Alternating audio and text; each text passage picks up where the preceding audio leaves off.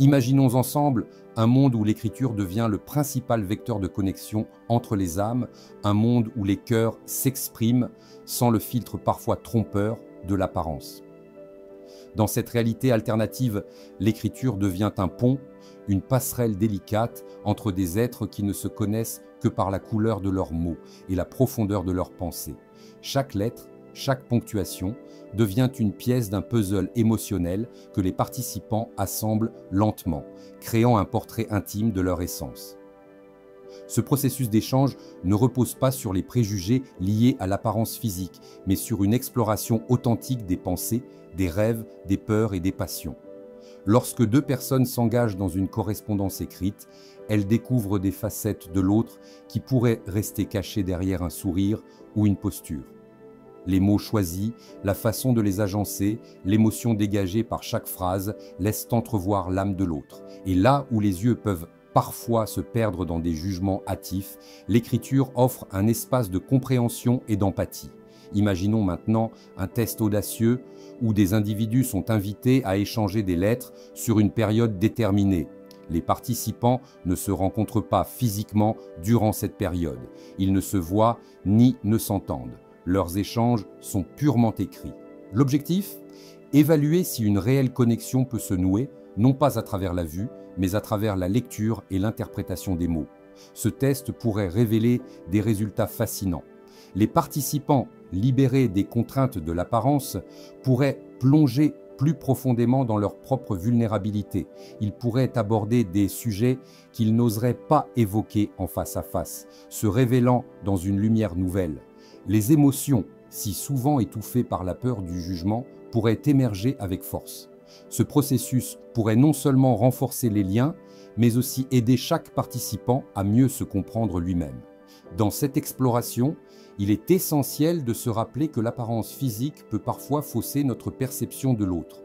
Nous sommes souvent influencés par des stéréotypes, des attentes culturelles et même par notre propre vécu. En se concentrant sur l'écrit, les participants apprennent à voir au-delà de la surface, à apprécier la beauté de l'âme, du cœur. Ils découvrent que la vraie beauté réside souvent dans la profondeur des pensées et la sincérité des mots. Mais pourquoi s'arrêter là ? Poussons l'expérience encore plus loin avec un second test fascinant, des rencontres sans parole. Imaginez un cadre où deux personnes se retrouvent dans un espace neutre sans échanger un mot, mais simplement en étant présentes l'une pour l'autre. Elles pourraient se concentrer sur leurs ressentis, sur les vibrations qu'elles perçoivent l'une de l'autre, s'immergeant dans une communication non verbale.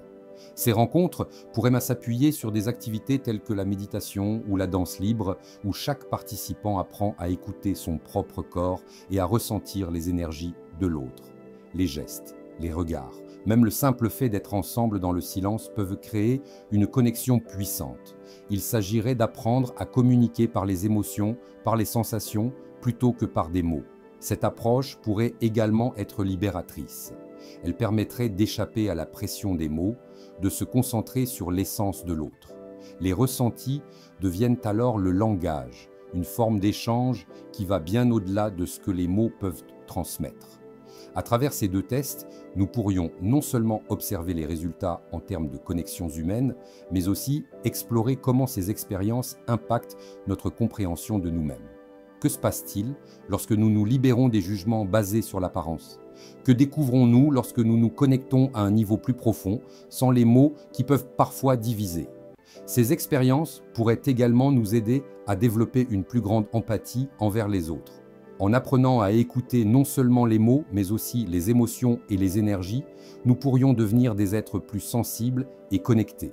En somme, l'écriture et les ressentis peuvent ouvrir des portes vers des rencontres authentiques et enrichissantes.